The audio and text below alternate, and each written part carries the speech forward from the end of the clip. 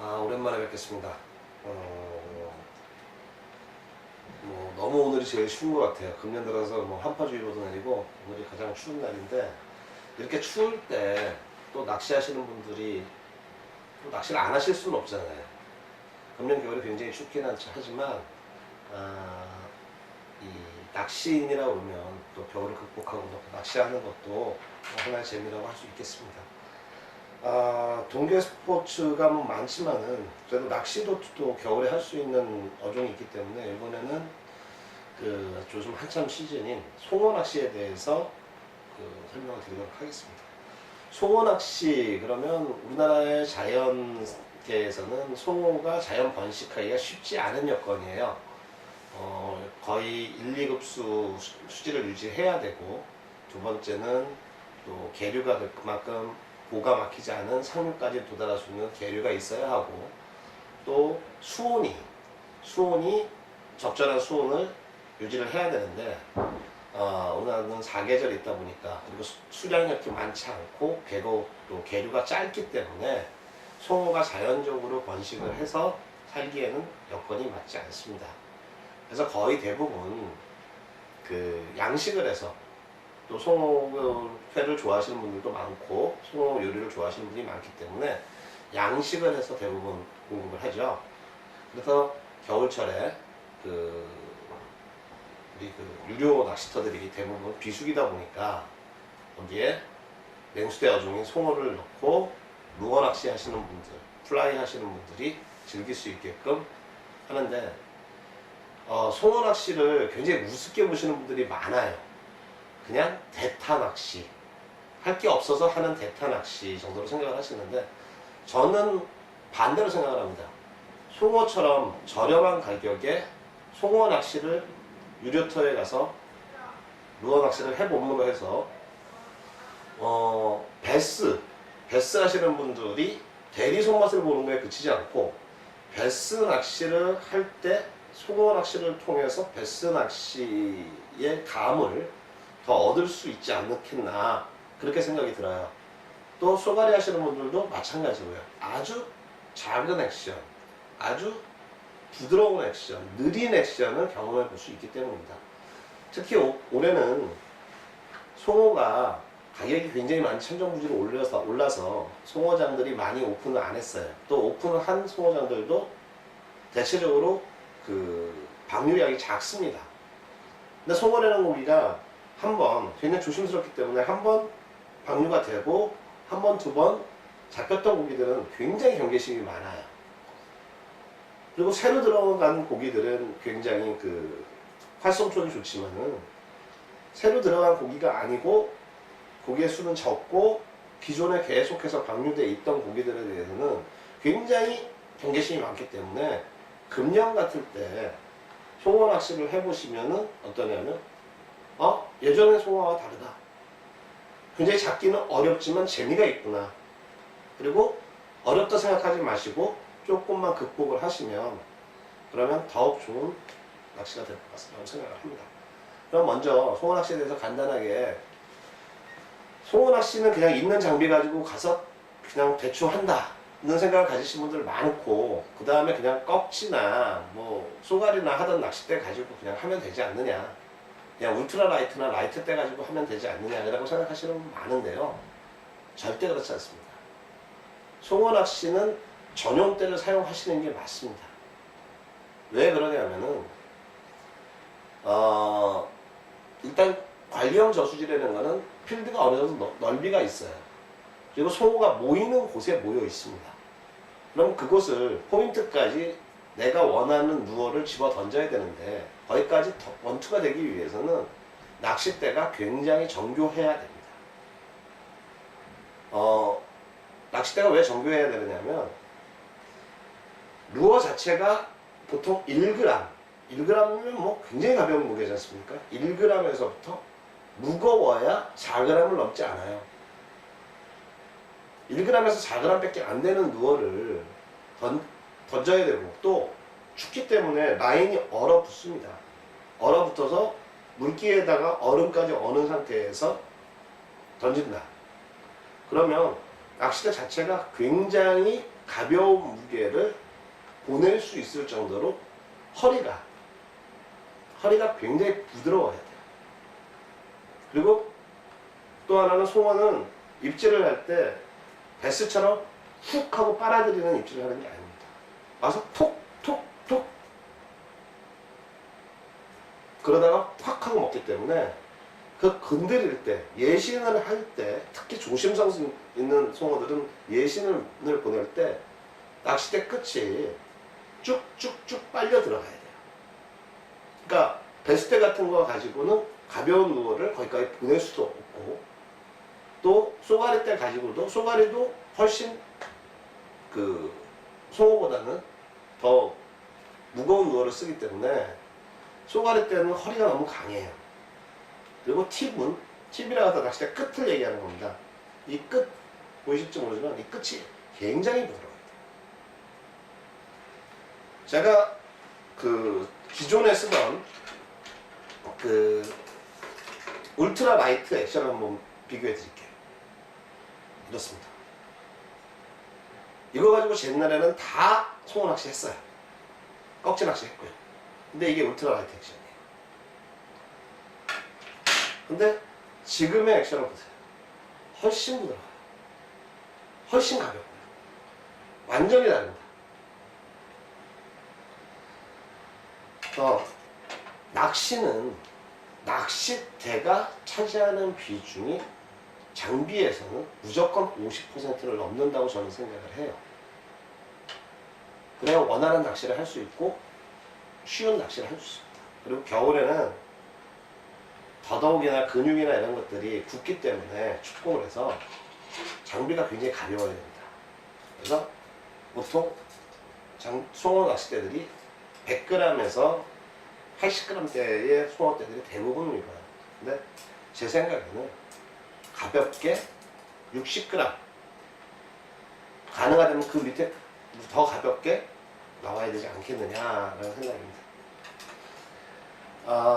그리고 또 하나는 이 보이실지 모르겠지만 이 손잡이 길이가 굉장히 중요합니다. 왜 그러냐면 원핸드로 낚싯대가 가벼워지면 원핸드 추측이 가능하고 루어도 가볍기 때문에, 그 다음에 그립을 딱 잡았을 때 이 검지손가락이 이 로트의 이 소재 부분에, 소재라 그러죠, 이거를 로트 부분에 이게 닿으면서 송어가 와서 타닥타닥 건드리는 느낌, 그 다음에 바닥이 여기는 모래다, 여기는 자갈이다 하는 바닥을 살짝 긁는 느낌, 이 모든 느낌이 여기다가 검지를 대줬을 때 느낌이 옵니다. 이 제품 같은 경우에도 굉장히 인기가 많은 제품인데요. 이거 같은 경우에는 파지를 하면 손이 오질 않아요. 이 제품 같은 경우에 굉장히 잘 만든 제품이지만 한 가지 아쉬운 점은 손잡이가 조금만 짧았습니다 하는 게 제 개인적인 생각이에요. 두 번째, 라인은 보통 4파운드 라인을 씁니다. 4파운드면 1호줄이에요. 그리고 0.8호인 3파운드, 4파운드, 5파운드까지 쓰는데 보통 4파운드가 제일 많이 써요.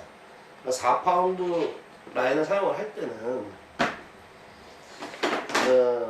이게 제가 쓰는 릴인데 4파운드가 담겨 있습니다. 4파운드 줄 같은 경우에는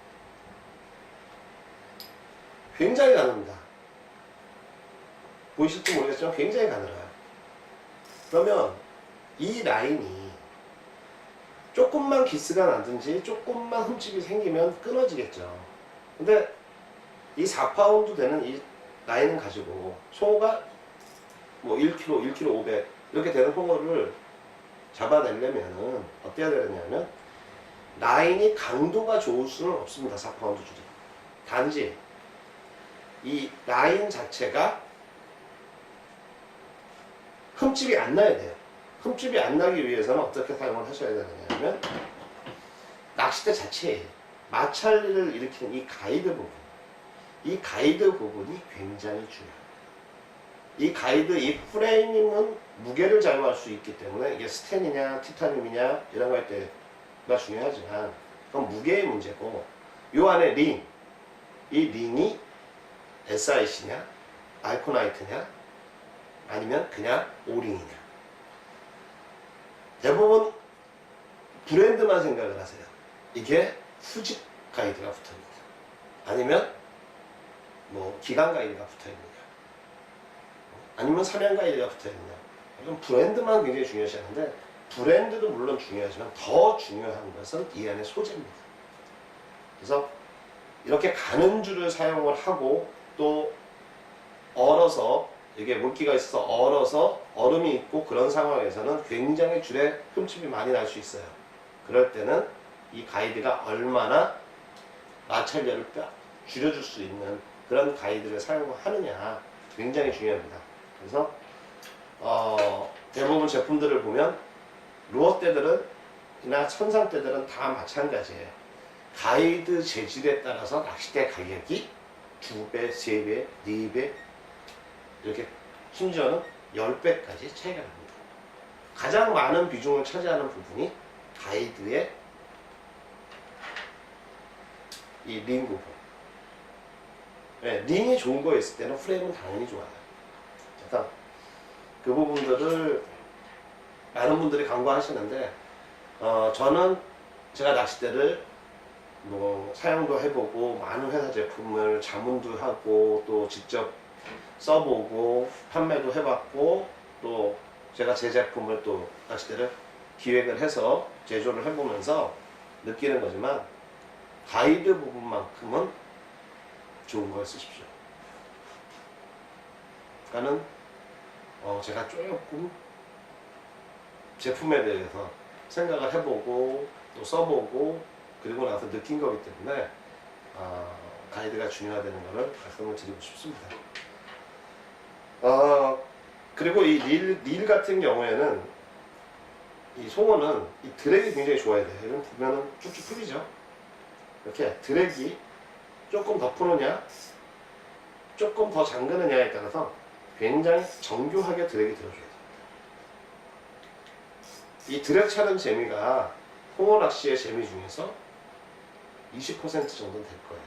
우리가 홍어 물리면 이 드랙을 쭉쭉쭉쭉 차고 나면서 손맛을 느끼실 수 있거든요.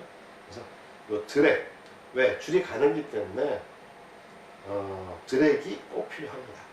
그래서 이 드랙이 좋은 그런 릴을 사용하시고, 라인은 될 수 있으면 이렇게 잘 보이는 라인이 좋습니다. 단, 잘 보이는 라인은 같은 굵기일 때 라인이 대체적으로 약해요. 여기에 염료를 매기려고 그러면 이 돌가루 같은 그런 거로 해서 이게 염료를 매겨야 되기 때문에 이 무색 줄에 비해서는 줄이 약해집니다. 특히 이렇게 진하게 색깔을 구분할 수 있게끔 하려고 하면 약해져요. 근데 또 반대로 줄이 왜 이렇게 진한 게 좋으냐, 송어 입질이 약할 때는 대에 신호가 오지 않고 아무 감도 안 옵니다. 단지 라인이 쭉 이렇게 늘어져 있다가 쭉쭉 이렇게 펴지는, 라인이 조금씩 당겨지는 라인만 보고 챔질을 해야 되는 경우도 많이 있습니다. 그럴 때는 이 라인이 잘 보이는 게 유리하겠죠. 그래서 라인 선택을 하실 때는 물론 이렇게 진하지 않다, 진한 색깔이 아니라 그래도 잘 보일 겁니다. 하지만 진한 색깔이면 더더욱 잘 보이겠죠. 대신 라인은 한 가지는 포기해야 됩니다. 라인은 강도는 진하지 않고 하는 그런 라인에 비해서 좀 약합니다.